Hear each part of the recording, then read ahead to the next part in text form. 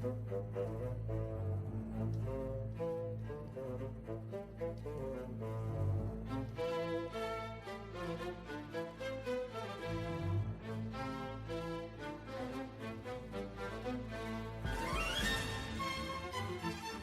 right, what a gift. Got a nice cool day at practice. Expecting similar conditions in Green Bay this weekend, so we got to get out there and run around and for the guys to feel it, and went right back to work, and we're excited for this weekend. You anticipating Bryce, since he was a full participant today, being your starter again? Bryce had a really good day. We're going to take it each day, try to push it a little bit more. Had a little bit of a modified mode at practice today, but he handled the load. Tomorrow we'll push it again, and we'll make a decision in the next couple of days. But he looked good. I'm sorry. What about the other guys on the injury report? Taylor? Yeah. So Taylor got a good report, and as good as news as we could have. We're going to work through him. He may be available Sunday. We'll have to evaluate him. We were not able to move him around today on the field. We were able to move him around in return to play, but we'll look at him and try to ramp it up a little bit each day, and Friday get a good look to see if he's available. Princely looks like he'll be out right now. It's questionable, but at the same time, it doesn't look like he was able to do much with return to play right now. But again, we'll keep all options open. But that's basically what it looks like. Ahead of Cade. Is Taylor in better shape than Cade? Yes. Probably. Yeah. And Austin's ready to go. Nick Scott did a little bit today. We'll take him day to day, hoping he'll be there on Sunday. But right now, we're not sure exactly where he's going to be at. We have to test it and make sure he's good to go with that groin. So of that list, you anticipate that Cade and Princely are the two that are most likely to be out on Sunday? Probably, yes. Have you given much more consideration about the rushing attack? Yeah, we had a lot of conversations, and we'll roll that out on Sunday. I don't want to give any tips or tells about what we're doing. But trust both guys to do it, and we had a lot of conversations. Did the earlier practice, was that a product of the senior leadership, the leadership council? It was a part of our conversations, but that was something Jeff Brown and I talked about, and really just trying to get, there's a couple of guys, we had a modified practice today, so there was a couple of guys we were able to get a little bit more work just in the mode that we were in. Had we just padded up and gone like a normal day, I don't think those guys would have been able to practice, so it gave us a little bit of flexibility to see some guys out there.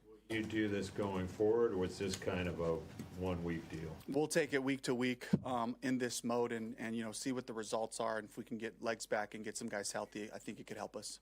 Dave, you said Bryce is in a modified mode today. Yeah. Does that mean that he was taking reps with the ones? Yeah, he took all the reps today in practice, and we were just smart about what we were asking him to do today, just in the different styles of plays and all that. But he had a good day. We'll keep pushing it a little bit more and see where we're at.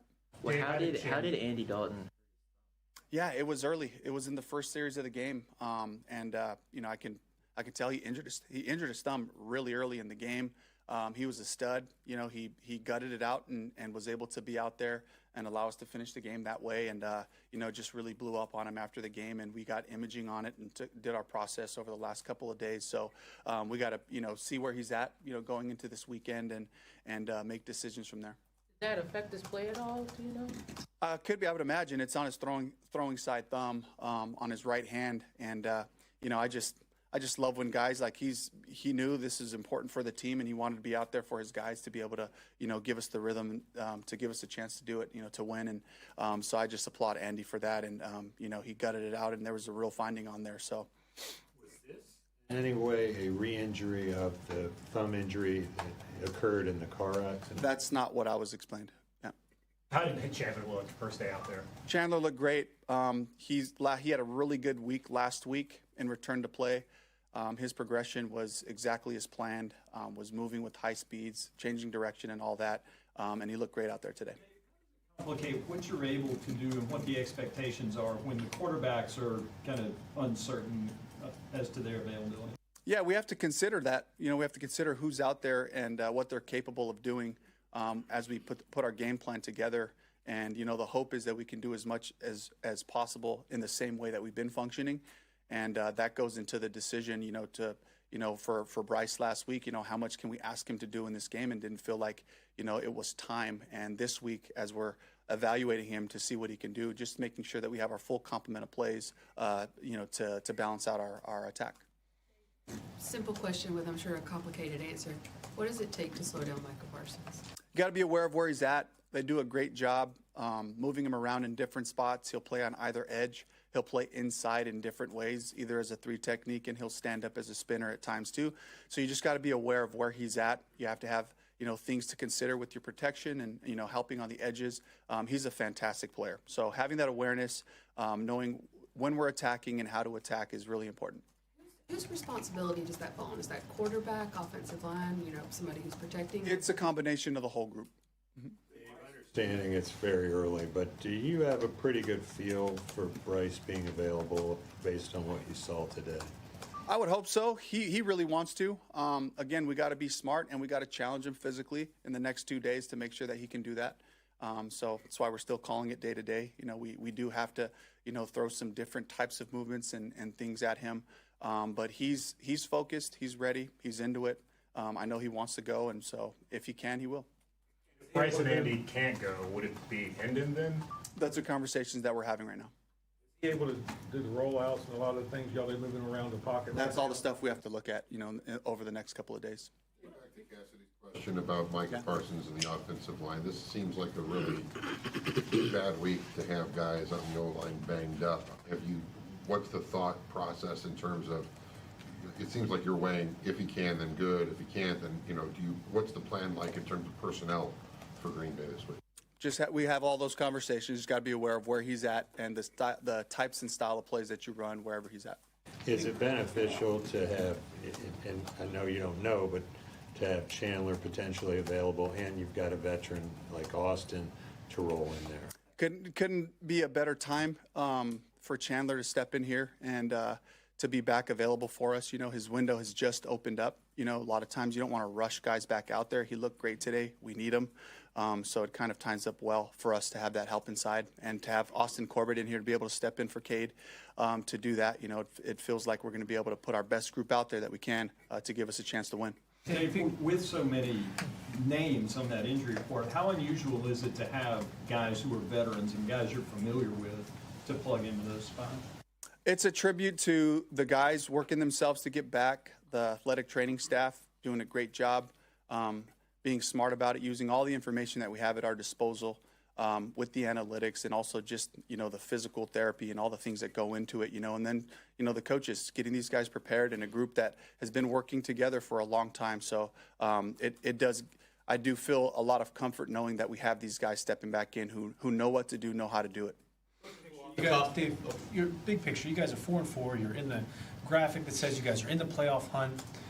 This sort of challenging stretch coming up, what can this do to sort of build not just for this season but for the future as these younger players are in these big games throughout the next month? Probably anticipating my response, we're worried about the Green Bay Packers this week and trying to focus on that game plan, trying to be all hands on deck there. I am aware this is the time of year where not just for the Panthers, but for a lot of the teams around the league who are dealing with different injury issues and finding those combinations of lineups, offense, defense, and special teams. It affects all of us. And, this middle part of the season is really a chance to hone in on your football. We've had a lot of football now, under our belt. And so trying to continue to refine those processes so we know who we are, we have that identity, and to set yourself up for a finish, and these are the types of opportunities that I look at, going to Green Bay, playing an NFC opponent, a really good football team. These are the types of matchups that we need to continue to push our football forward and find out a lot of information about who we are right now. Trevin Wallace, we didn't Yeah. ask about Trevin. Oh, right, yeah. Trevin did not practice today. He's day-to-day right now. He's got, a possibility of going this weekend as well. Had really good exams coming out of the game and wasn't able to finish the game, but has had really good exams each day, looking stronger and stronger. We're going to try to get him out there in a mode, whether it's tomorrow or Friday, so that he can be available for us if possible. In terms of picking the guy that wears the green dot, how much thought and process goes into that, and how important is it for the coaching staff to pick the right player that is that guy, that's your quarterback on defense, so to speak? Yeah, it's really important to have the confidence in the guy giving the information. There's more than just the play call that comes in from the coordinators, from the play caller, myself and Ajero. And you want to know that as you're giving the call in, based on the situation, is it first, second down? Is it third down? What are the sticks? What could be coming based on the personnel that they put in? There's some information that gets passed along, that we like them to get to the rest of the group on top of calling that play. And so there's a level of comfort there knowing we have guys who have done that for us. Essentially not for everyone. Like, you got to find a guy that can be a take charge guy, right? Yeah, it can be a challenge. It can be a challenge for guys to be able to get all the rest of the information. At a minimum, let's get the call in, and let's make sure everybody knows what they're doing. And then on top of that, it's also the energy with which it's communicated. I'm excited about this call. I'm excited about this defensive call. I'm excited about this pass or this run, and there's a delivery that does give a vote of confidence to the group as you're up there standing in front of them. Mm-hmm. When the schedule came out, we talked to you about having the really late bye week. I'm curious, as the season has gone along, how has that affected your planning in maybe a positive way or a negative way? And with all these injuries, not having that opportunity coming up, how much do you have to kind of keep that in the distance? Yeah, there's pros and cons to that. So we're on a pretty regimented schedule. We play Sundays at 1 o'clock. That's what we do. And your body gets used to that. The preparation through the week, what your Friday, Saturday, Sunday looks like is pretty uniform. So there's a consistency there that I really enjoy, that I like. With the late bye week, it's also important as we have our quarterly leadership council meetings to kind of let's regroup. Where are we at right now? Okay, now let's take our next step. We have to make sure we build in those things because the gift of the bye week is, for the staff at least, we get to do self-scout. We get to dive deep in to what we're doing, what's working, and what we might need to modify. So we've taken advantage of that and kind of had the foresight to plan that out quarterly so that we can dive back in and see what those things are.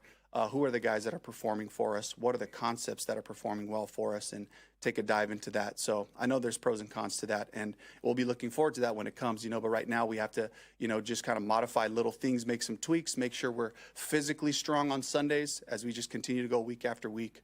But I certainly, I look at the teams and, I think I've mentioned it before, and you look at, the best teams in the league who play on primetime games and the challenge that it is to play on Monday, to play on Thursday, and then you're playing Sunday night, and you're going across the country, or maybe you're starting the season off in, Brazil or Mexico City sometimes, and different things like that. And so there's challenges to it that come with those teams as well. And I'm just really impressed to see some of those teams be able to, weather a lot of that changing of the regimen and the scheduling.